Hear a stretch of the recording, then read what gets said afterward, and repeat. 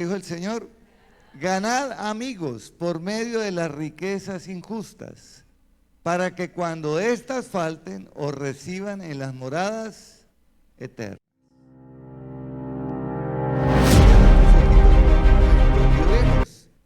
Para que el propósito con el cual Dios colocó esta palabra en mi corazón también se haga el tuyo y puedas comprender para qué Dios te trajo en este tiempo al mundo. No fue antes ni va a ser después, fue ahora. Padre, gracias te damos en el nombre de Cristo Jesús por tu palabra, que es viva y eficaz, más cortante que toda espada de dos filos, que penetra hasta partir el alma y el espíritu, las coyunturas y los tuétanos, y discierne los pensamientos y las intenciones del corazón. Y delante de ella estamos desnudos, expuestos, porque es delante de ti, Señor, a través de tu palabra. Por eso abro mi corazón, diga, abro mi corazón, para que tu palabra me escudriñe, para que tu palabra me limpie y para que tu palabra me transforme y pueda ser ese ente transformador del ambiente en el cual yo vivo. Diga, en Cristo Jesús. Amén. Amén. Dale un aplauso al Señor por la palabra. Este texto viene en medio de una explicación que el Señor está dando a sus discípulos. Es decir, este texto no se puede tomar de manera aislada. Hay que tomarlo en su contexto. Y para poder entender por qué el Señor nos manda a ganar amigos, porque ese es el mandato de Él. Él dice, vayan y ganen amigos. O sea, nos manda a ganar amigos con las riquezas injustas. Y usted va a preguntar, ¿y cuáles son las riquezas injustas? ¿Cierto? Porque él queda como en el aire. Bueno, entonces será lo que me robé, lo que plata mala vida, que yo no sé qué llegó a mis manos. ¿Cuáles son las riquezas injustas? Pues ahora en el contexto vamos a mirar a qué llama el Señor las riquezas injustas.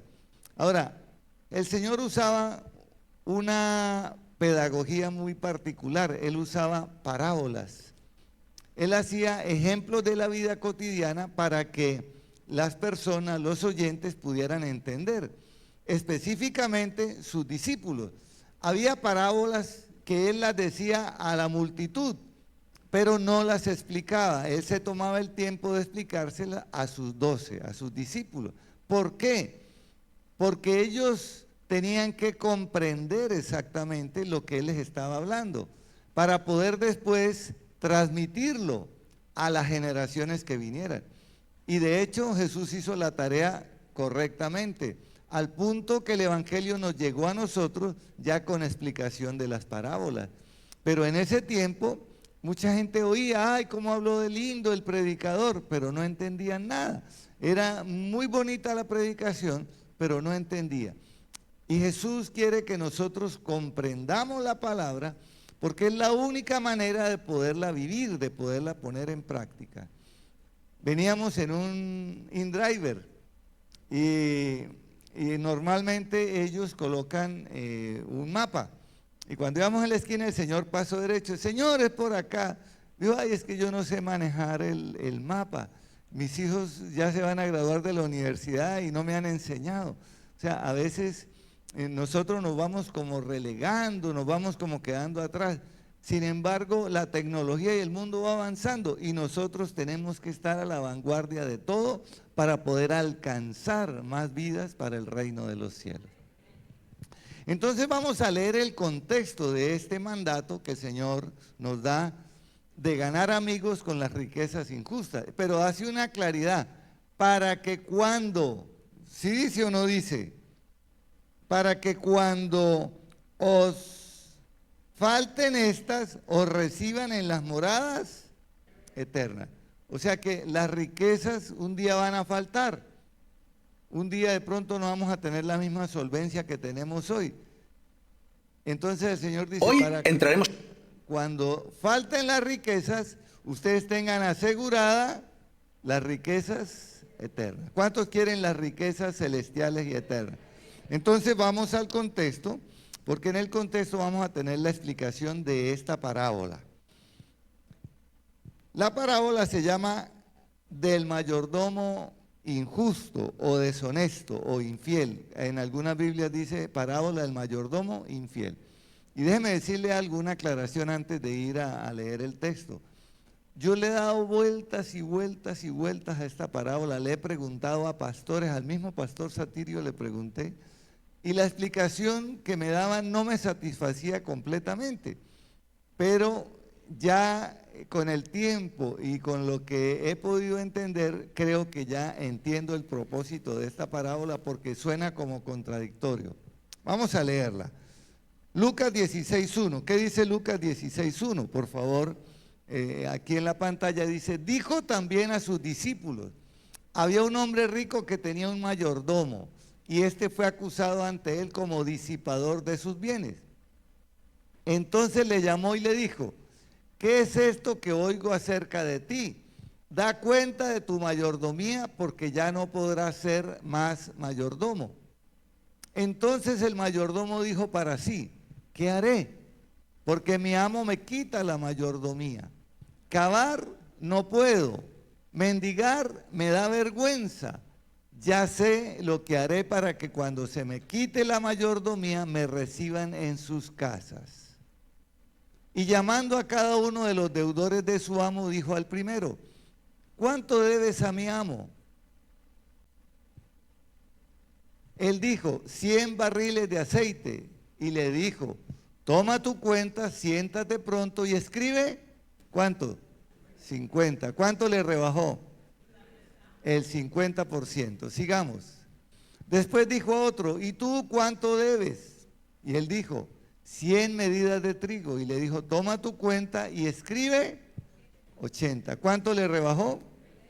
20%. Y alabó el amo al mayordomo malo por haber hecho sagazmente, porque los hijos de este siglo son más sagaces en el trato con sus semejantes que los hijos de luz.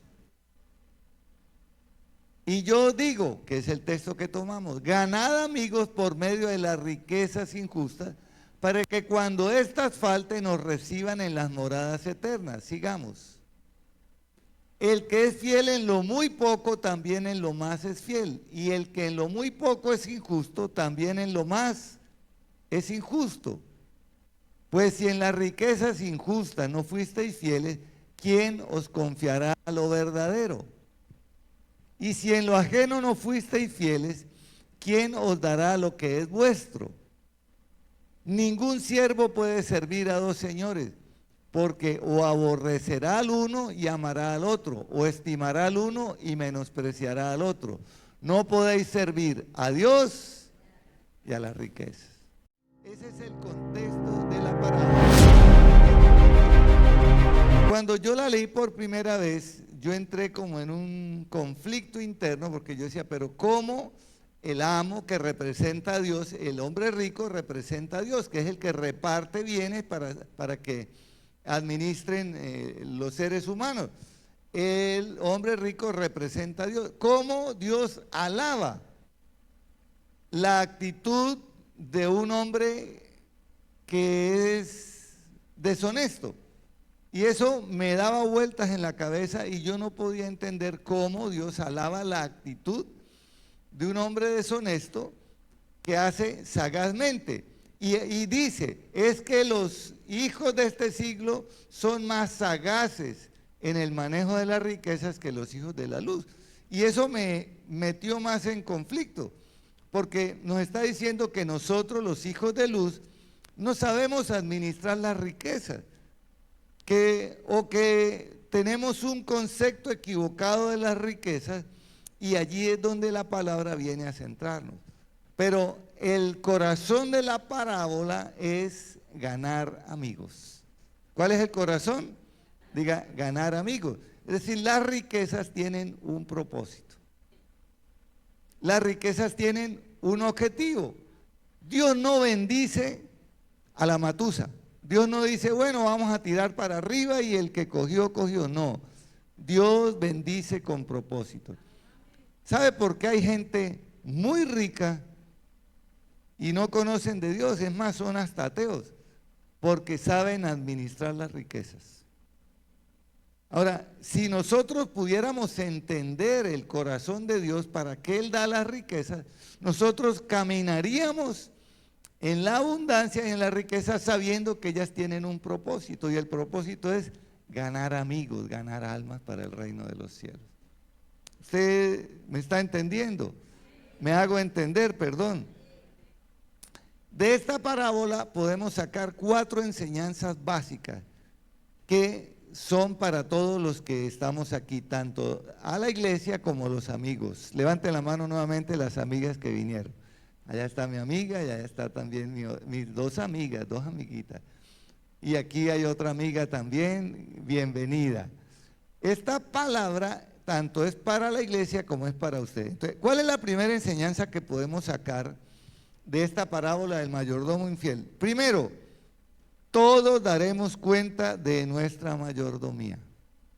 Dígale que está a su lado, tú darás cuenta de tu mayordomía. Ahora contéstele, tú también. Usted también. Todos tenemos que dar cuenta.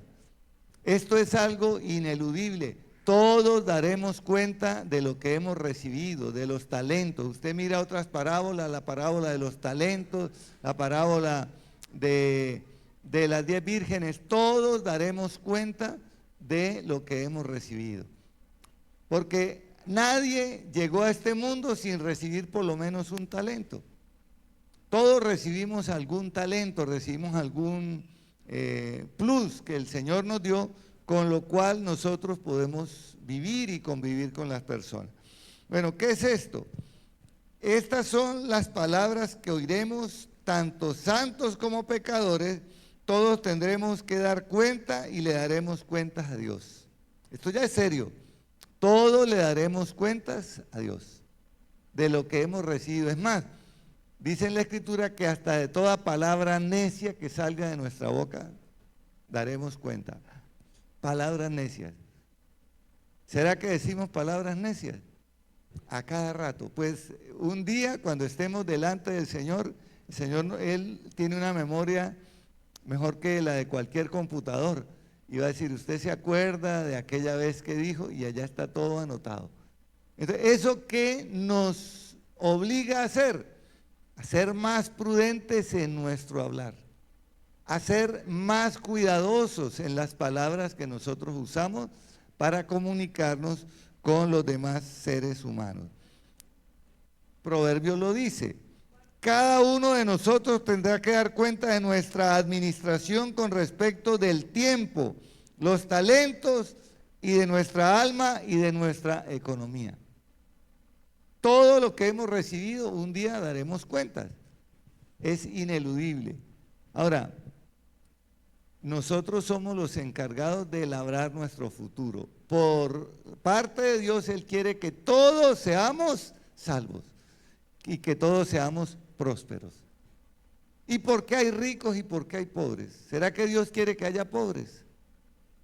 Dios quiere que todos vivan bien, que todos vivamos bien, pero Dios no puede entrar a cambiar las costumbres que el hombre tiene que hacer. Hay pobres que son pobres porque piensan de esa manera. Todo lo ven chiquitico, mi carrito, mi casita, mi chambita, un pancito. Entonces todo lo ven pequeño, en diminutivo, cuando Dios quiere darnos en abundancia. Amén. O sea que daremos cuenta también del tiempo, en qué gastamos nuestro tiempo. ¿Sabe que a veces el tiempo es lo que más nosotros gastamos y no nos damos cuenta? Cuando el tiempo representa, el tiempo se puede monetizar. Ahora hay muchas distracciones para gastar el tiempo. Yo mismo a veces me meto en Facebook a ver máquinas y máquinas y máquinas, y el Facebook tiene una inteligencia artificial que cuando uno se mete por un lado, entonces le manda más y más y más. Cuando yo me doy cuenta, ya ha pasado 1 hora. Yo, Dios mío, 1 hora aquí. ¡Pum! Cambio. Y al ratico ellos vuelven y le mandan el anzuelito. Y otra maquinita para que yo mire. Dios mío, qué perdedera de tiempo el Facebook. Es una herramienta poderosísima porque a través de él estamos transmitiendo la palabra de Dios. O sea, es aprender a usar los elementos tecnológicos para ganar almas, para ganar amigos. Y no volvernos unos disipadores del tiempo en cosas que de pronto no aprovechan. Porque yo digo, bueno, las máquinas al menos alguna idea se me queda y cuando yo vaya a hacer una máquina pues la aprovecho. Pero y esas otras que no aportan nada, que son unos teleculebrones de 2 minutos, porque eso es lo que hay, unas historias ahí más traídas de los cabellos y la gente le encanta ver todo eso. Vamos a dar cuenta de nuestro tiempo, vamos a dar cuenta de a quién se le habló o no se le habló del Señor. Nos unimos al dolor de la hermana Bianca, que anoche su hijo falleció. Estuvo hace 8 días acá en el culto y estaba sentado allá donde está mi hermana Celina. Y desde allá interactuaba conmigo y me preguntó cosas y yo le contesté también jocosamente. Hace 8 días estuvo acá, hoy está en la eternidad. No sabemos ni el día ni la hora en el cual somos recogidos. Creo que también falleció Piedad Córdoba. Y esta mañana oraba el Señor, una almita que se perdió, porque abiertamente era una mujer atea y en su transitar sus acciones mostraban lo que ella tenía.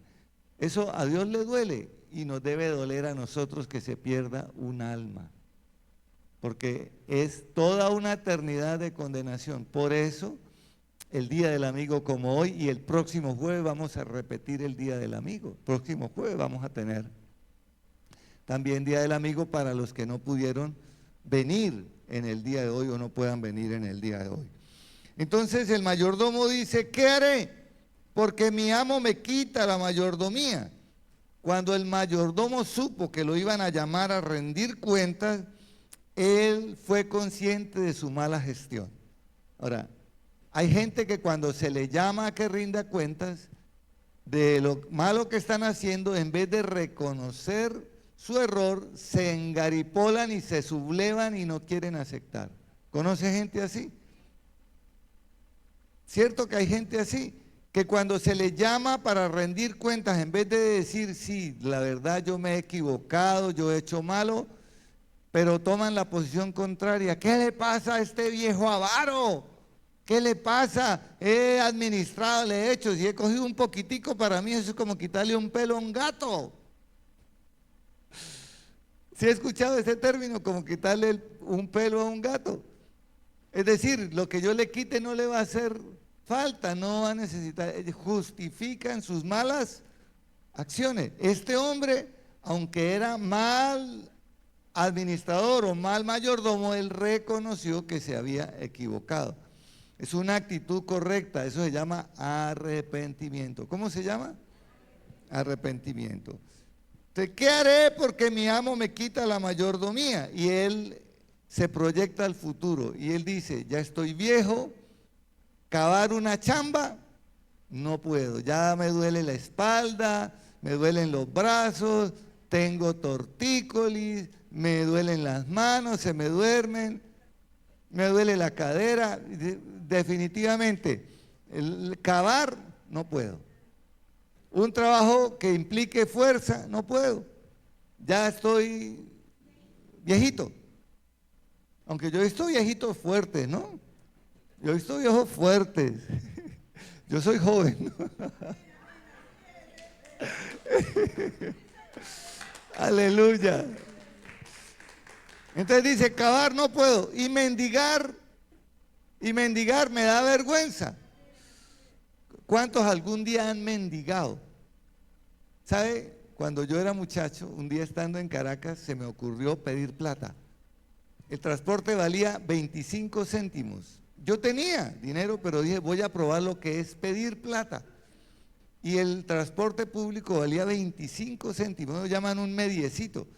Y yo puse cara de niño abandonado, tendría como unos 12 años, yo creo. Y pedí plata. Oiga, qué cosa tan horrible pedir dinero, mendigar. Yo lo hice por ociosidad, yo quería saber lo que era mendigar. Qué cosa tan horrible, usted recibe palabras de desprecio, usted recibe ofensa, y era no, era menos de la locha, porque la locha eran 12 céntimos y medio, usted eran 25 céntimos, era el dos lochas, dos lochas. Oiga, la gente me ofendió hasta que alguien yo dijo, tome, y me tiró el mediecito, que eso era una monedita chiquitica. Y a mí me provocó no recogerla, pero dije, no, voy a hacer el ejercicio completo. La recogí y dije, Señor, que yo nunca más vuelva a pedir ni por necesidad ni por ociosidad. O sea que este hombre estaba en lo correcto, dice, mendigar me da vergüenza, eso es denigrante. Yo digo, por eso Jesús dijo, es más bienaventurado dar que recibir.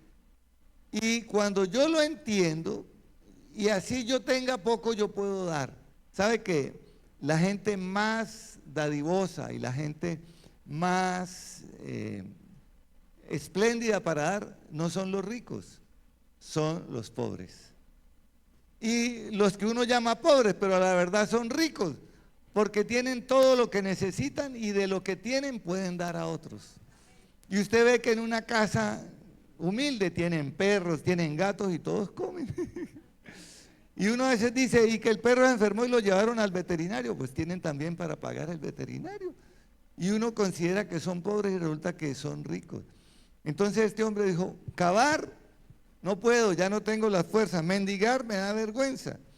Entonces el mayordomo se hizo amigos de sus deudores, o de los deudores de su amo y los llamó, que es donde viene la actitud sagaz. Dice, al que le debía 100 barriles de aceite, ¿cuánto le dijo que colocara en la cuenta? 50, o sea, le hizo un descuento del 50%. Y al que le debía 100 medidas de trigo, le descontó 20.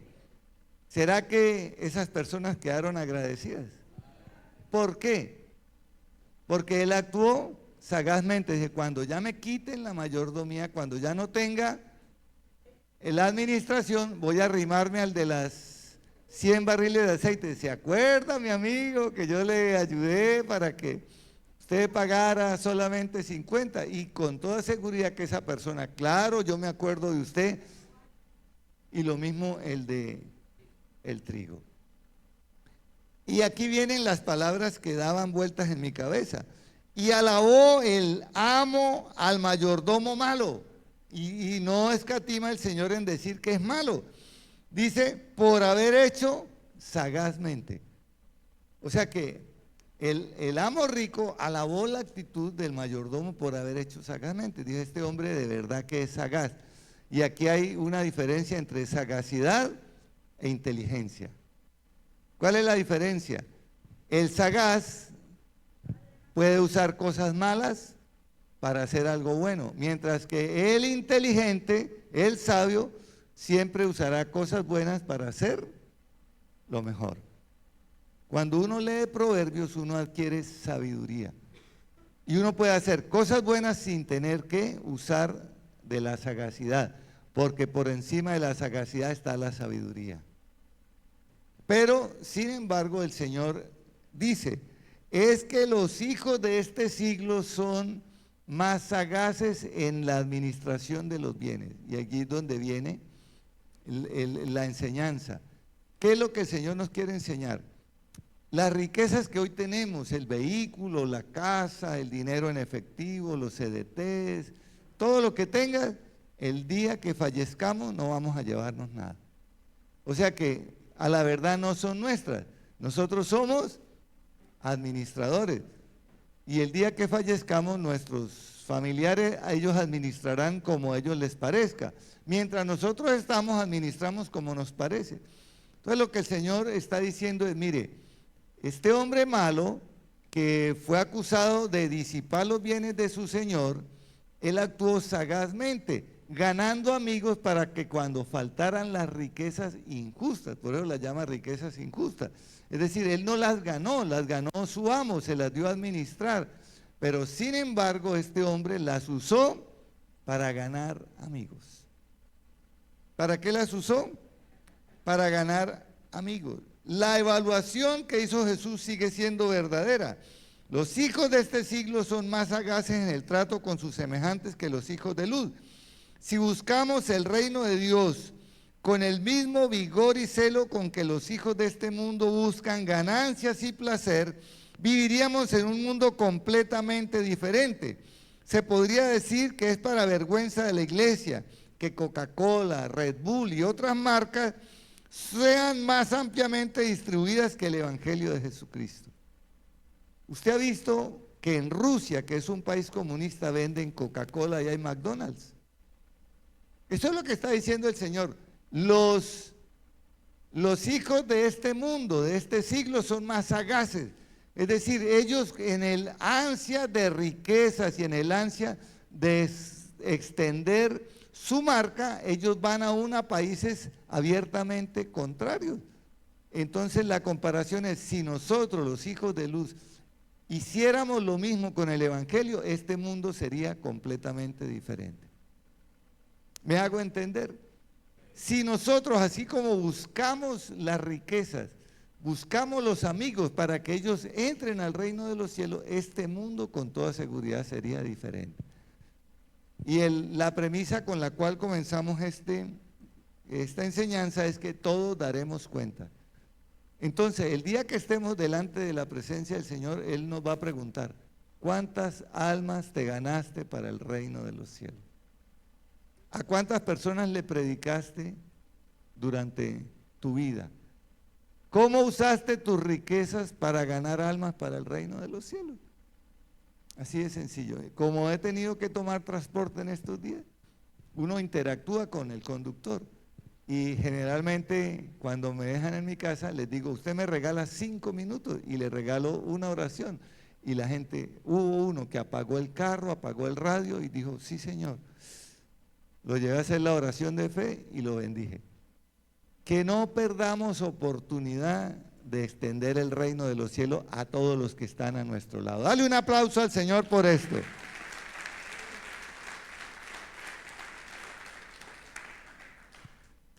La segunda enseñanza que podemos sacar de este pasaje, recuerde que es el contexto de ganar amigos, es que usando el dinero y los bienes de hoy con la vista puesta en la eternidad.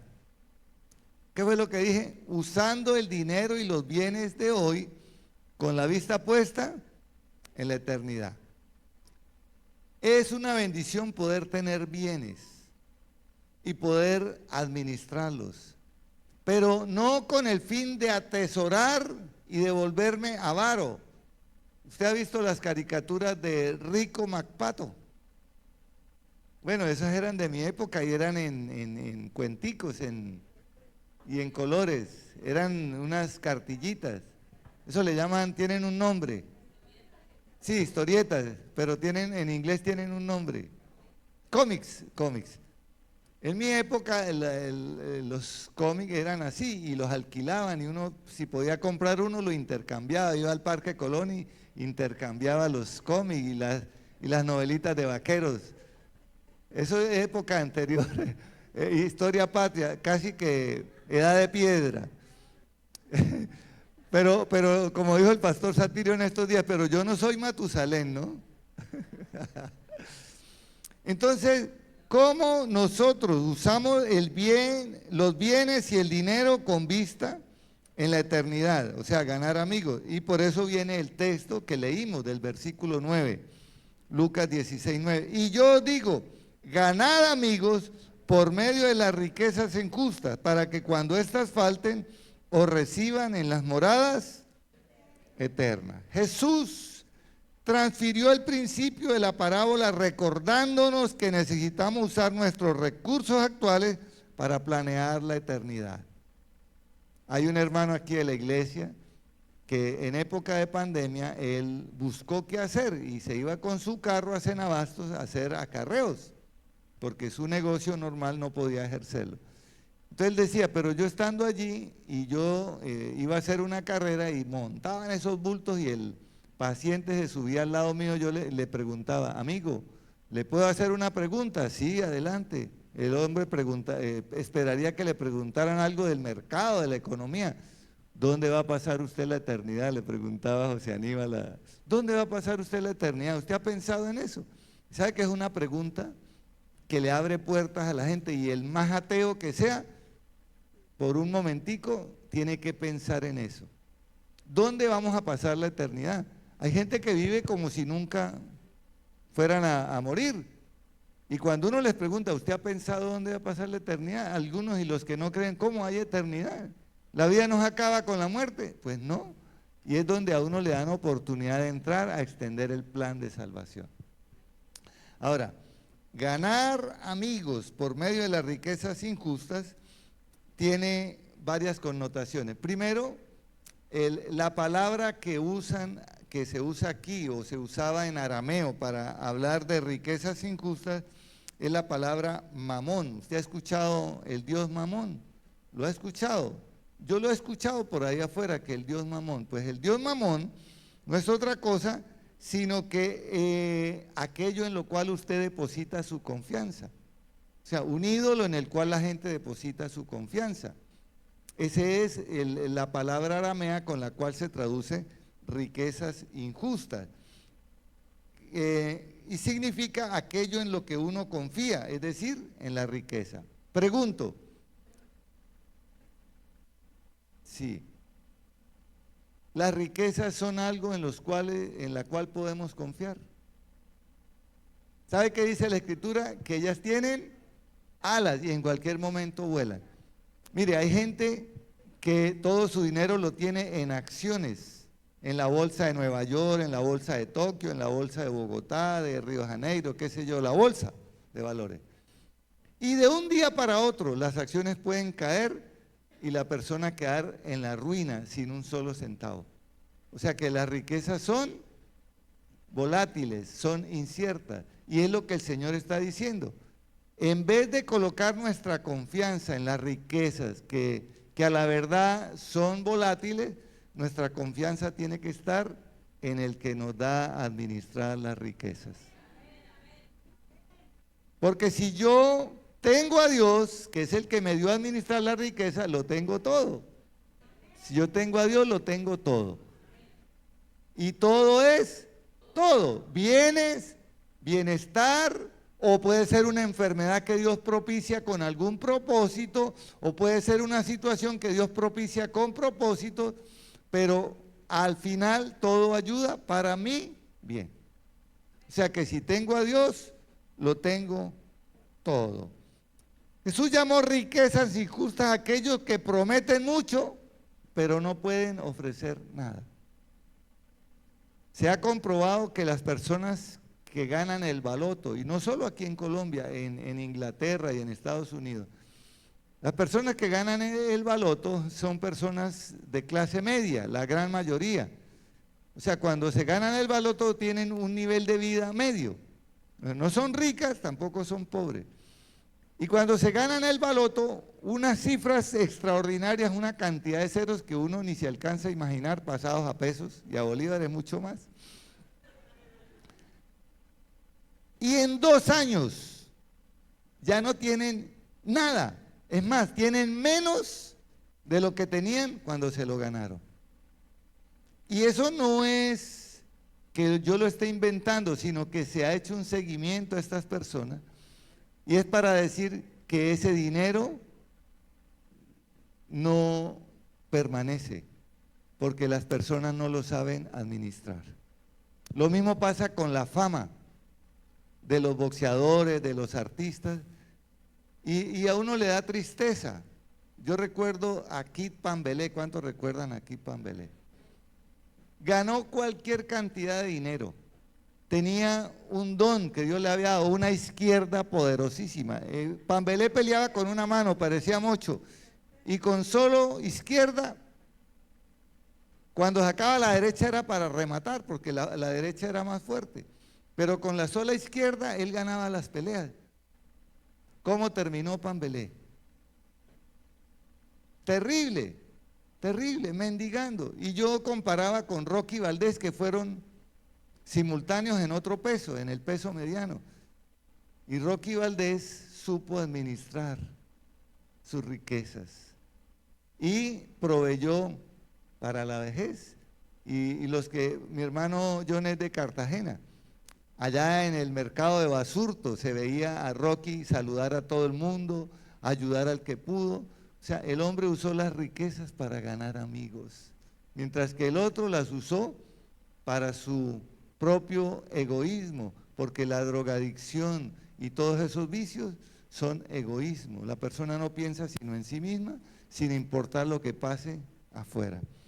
Entonces es poder darle el valor exacto a las riquezas. Diga, las riquezas tienen un valor, no podemos despreciarlas, pero darle el valor exacto a la riqueza y ellas deben usarse para ganar amigos, para que cuando falten nos reciban en las moradas celestiales. Todo lo que hagamos por un pequeñito aquí en la tierra nos será recompensado en la eternidad. Jesús dijo, hasta un vaso de agua que le den a un siervo de Dios recibirán recompensa. Dice, y todo lo que hagan por uno de esos pequeñines.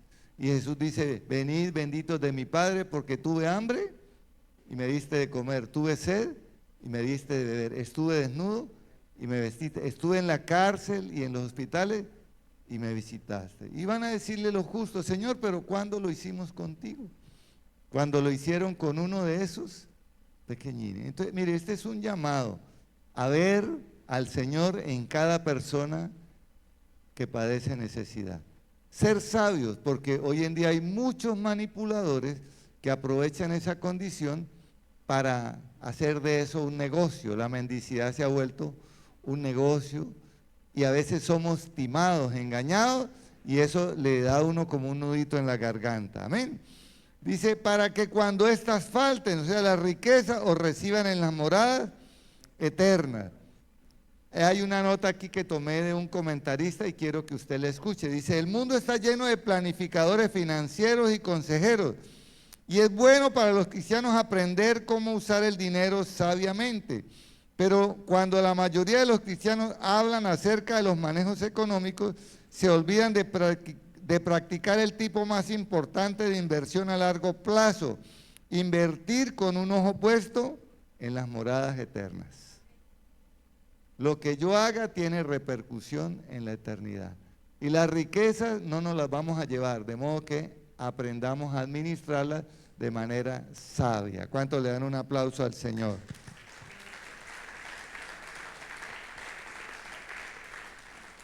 La tercera enseñanza que podemos extractar de este pasaje, del contexto de ganar amigos por medio de las riquezas injustas, es que la fidelidad en las cosas pequeñas muestra como una señal en las cosas grandes. Diga, el que es fiel en lo poco, será colocado en lo mucho. Eso es lo que el Señor está diciendo, y en el versículo 10 al 12, el Señor lo aclara. Lucas 16:10, por favor. ¿Qué dice? 16:10. El que es fiel en lo muy poco, también en lo más es fiel. Y el que en lo muy poco es injusto, también en lo más es injusto. Pues si en las riquezas injustas no fuisteis fieles, ¿quién os confiará lo verdadero? Y si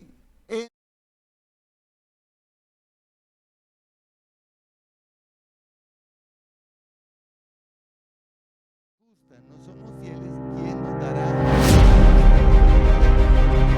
Y si en lo ajeno muy difícilmente se nos dará lo que es nuestro. Eso es lo que el Señor está diciendo. El que es fiel en lo muy poco, será fiel en lo mucho. Por eso no subestime cualquier cosa que se le dé a administrar, sea su tiempo, sea su talento, sea una función dentro de la iglesia. No subestime a aquellos que hacen parte de un grupo bíblico, que son maestros o maestras de niños. No subestime, porque en la medida que usted sea fiel en eso pequeño y poquito, Dios lo va a ir promoviendo hasta lo más grande. Jesús nos dio el ejemplo. Dice que siendo Dios se despojó de su deidad y se hizo hombre.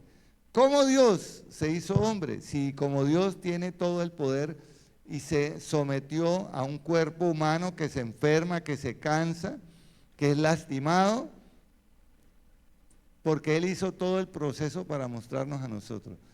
Dice la Escritura que Jesús no cometió pecado, o sea, no infringió una sola ley humana. En lo único que le acusaban era en el sábado, pero porque tenían equivocadamente el sábado lo habían vuelto un Dios.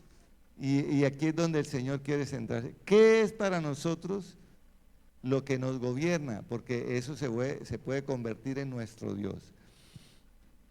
Y si en las riquezas injustas no fuisteis fieles, ¿quién os confiará lo verdadero? Dice, en este sentido, aquellos que son líderes entre el pueblo de Dios deben ser buenos administradores de su propio dinero. ¿Qué fue lo que dije? Que debemos ser buenos administradores del dinero, de los bienes que el Señor nos da. ¿Sabe que yo no concibo, ¿no? Una persona que de pronto recibe una suma significativa y a la otra semana está sin un solo centavo?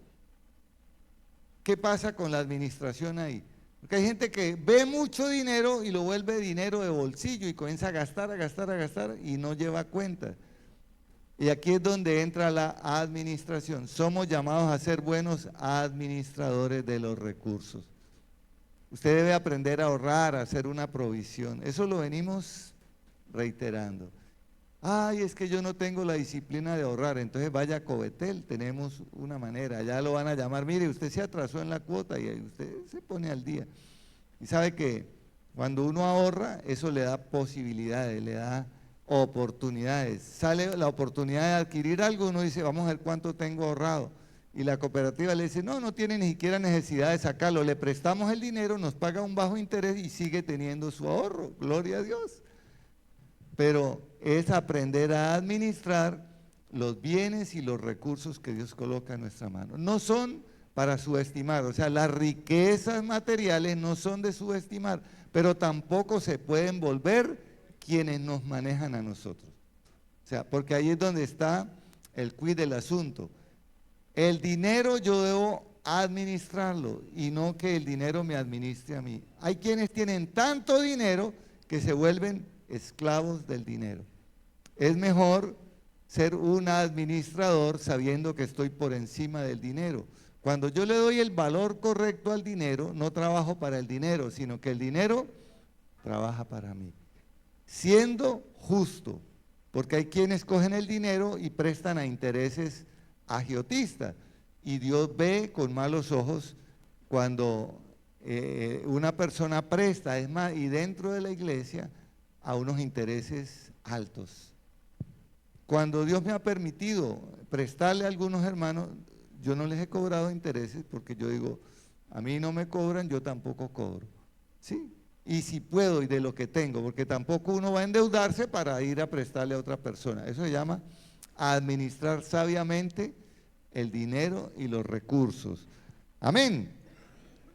Dice, desafortunadamente cuando se trata de la pregunta, ¿quién os confiará lo verdadero? Demasiados cristianos están dispuestos a confiar su cuidado espiritual a una persona que ni siquiera puede cuidar las cosas materiales.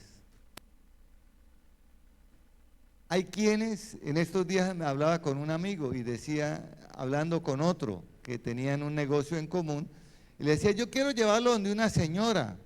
Cuando le habló de una señora, inmediatamente dijo, una bruja.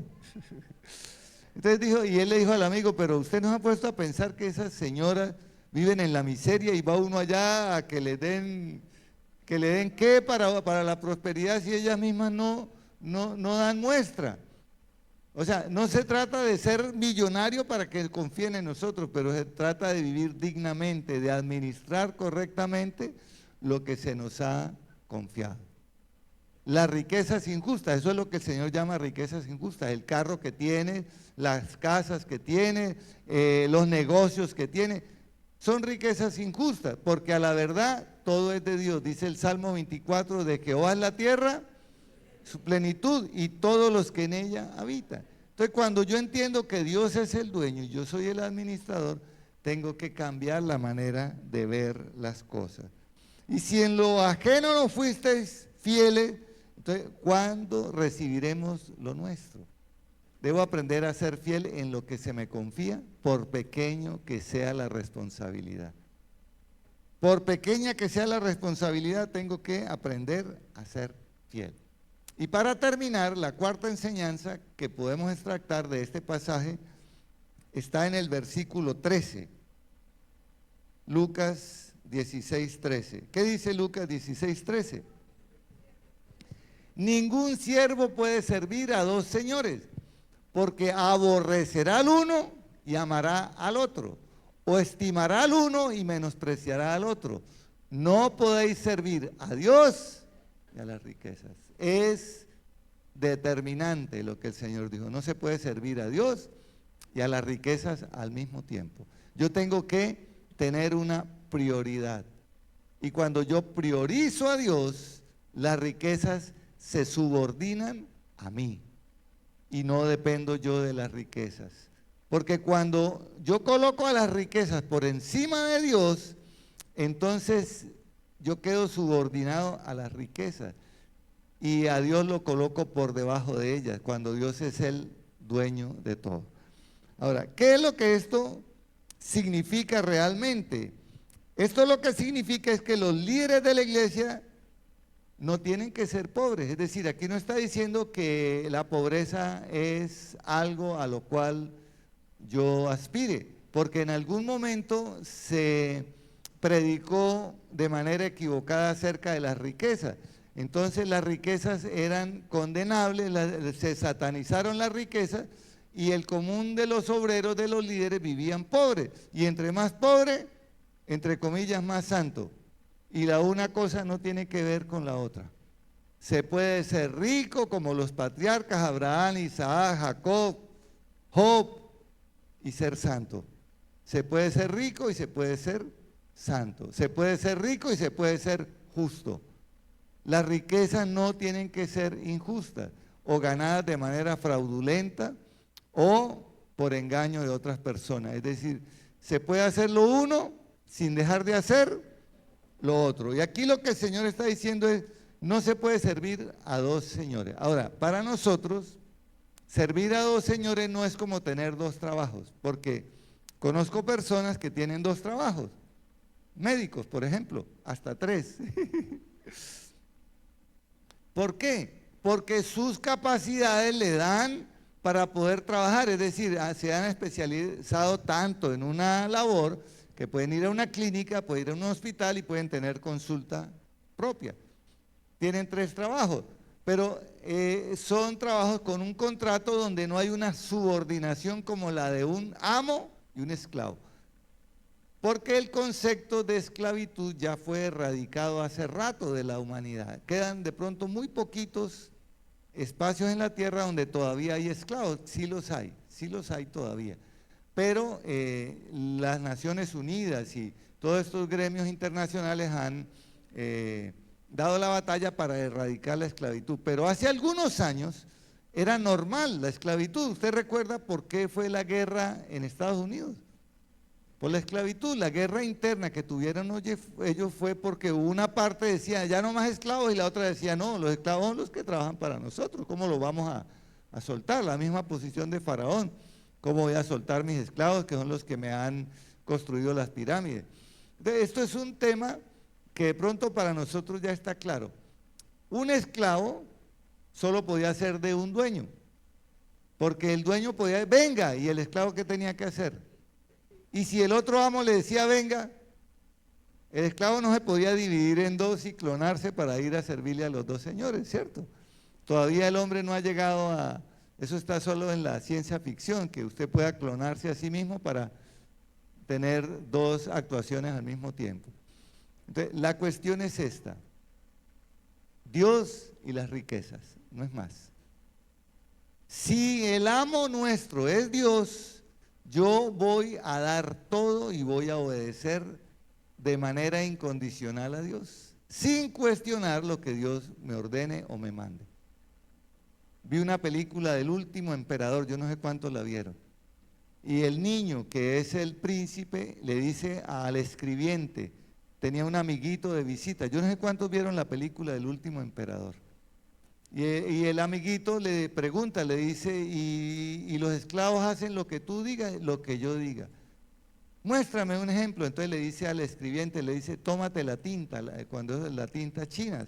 Y el escribiente se tomó la tinta. Y el otro niño quedó así. Es decir, un amo podía ordenarle al esclavo que hiciera algo aún en contra de él, y el esclavo tenía que obedecer. Déjame decirte algo y con esto termino. Dios nunca te va a pedir que hagas algo que va en contra de tu integridad. Dios nunca te va a pedir que hagas algo en contra de tu familia. Dios nunca te va a pedir que hagas algo en contra de alguien. Mientras que las riquezas, por el afán de ellas, mucha gente mata, extorsiona, engaña y hace cualquier cantidad de cosas porque el dinero se vuelve en su amo. Y ellos hacen del dinero un objetivo y no un medio. Cuando Pablo Escobar quiso comprar la deuda externa de Colombia, lo mismo que hizo Carlos Leder. Yo pago la deuda externa de Colombia, tenía el dinero para pagar la deuda externa de Colombia de esa época y le sobraba plata. Hacen del dinero un Dios y piensan que todo se compra con dinero.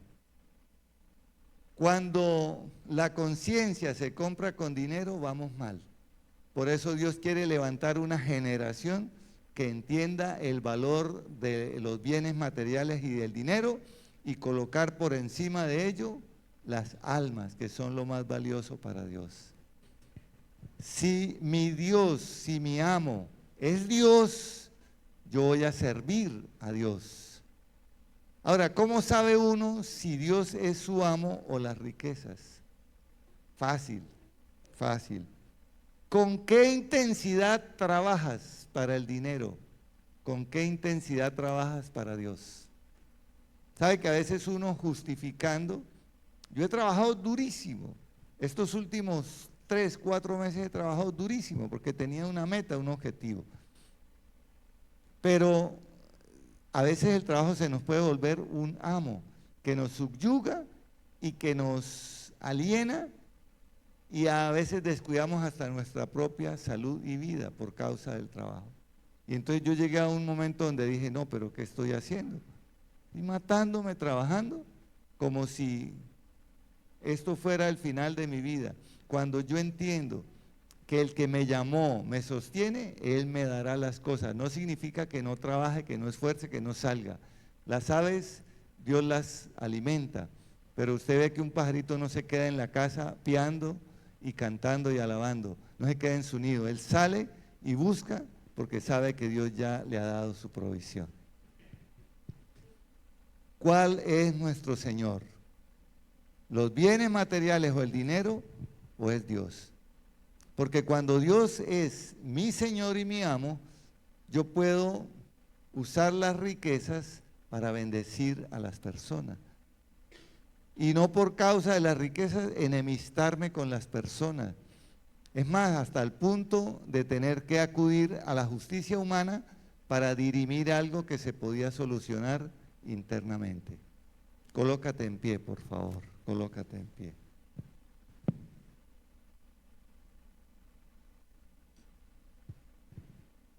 A mí se me olvidó pedir un sobre, por favor regálenme un sobre. Vamos a orar por esta palabra, que el Señor la puso en mi corazón hoy día del amigo, ganar amigos. ¿Cuál es el lema? Ganar amigos. Al final de este año, esta iglesia será mínimo el doble de personas que tenemos hoy. Mínimo el doble, ¿sabe por qué? Porque cada uno de nosotros vamos a ganar un amigo. ¿Y qué vamos a usar? Vamos a usar los bienes que el Señor nos colocó, el tiempo que el Señor nos regala, el talento, la fuerza y las capacidades, a colocarlas al servicio de Dios. Eso es colocar las riquezas injustas para ganar amigos. Y la recompensa viene de la voz de Dios alabando nuestra actitud y la recompensa de que todo lo que sembremos en el reino de los cielos nos será recompensado 100 veces más en este siglo y en el siglo venidero, la vida eterna. Así de sencillo, usando los bienes materiales en este siglo para ganar almas, para ganar amigos, sabiendo que vamos a recibir aquí mismo 100 veces y además la vida eterna en el siglo venidero. Levanta tus manitas al cielo. Padre, te damos gracias en el nombre de Cristo Jesús. Gracias porque tú nos hablas a través de tu palabra. Nuestro corazón se abrió para recibir tu palabra y hemos atesorado tu palabra en nuestro corazón y estamos dispuestos a vivir por ella, a caminar en sus principios y a ser fieles contigo en lo que tú nos has dado. Señor, hemos entendido que daremos cuenta de todo lo recibido, así como las parábolas, todos a los cuales tú les delegaste talentos, les delegaste bienes, un día fueron llamados a rendir cuentas. Somos conscientes que un día seremos llamados a rendir cuentas de nuestra mayordomía, de nuestro tiempo, de como padres, qué hicimos con nuestros hijos, cómo los corregimos, cómo los direccionamos, cómo los bendijimos, cómo invertimos en ellos, Señor. También de nuestro tiempo, de cómo lo usamos, también de las riquezas, de los talentos, de los dones naturales que tú nos diste. Un día daremos cuenta. Y ese día que seamos llamados a cuentas, queremos ser fieles, queremos ser pesados en balanza y salir favorecidos, Señor. Por eso ayúdanos si en el momento no administramos bien los recursos, los bienes, el tiempo, los talentos o aquello que tú nos has dado.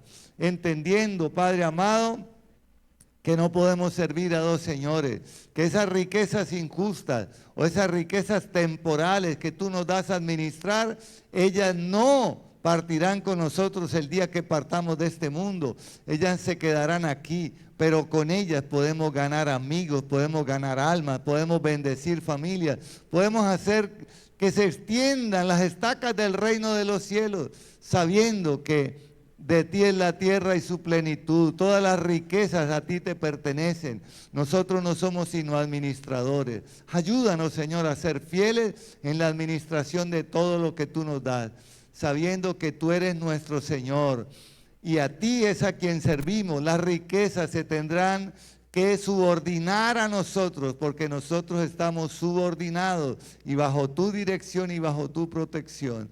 Espíritu Santo, danos sabiduría para administrar todos los recursos que has colocado en nuestras manos, nuestra familia, aún nuestra propia vida, que es la primera alma a ganar. Señor, y que no nos descuidemos nosotros en la parte espiritual ni en la parte física. Ayúdanos a cuidar este templo del Espíritu Santo, porque también de él daremos cuenta de lo que hagamos o dejemos de hacer de él.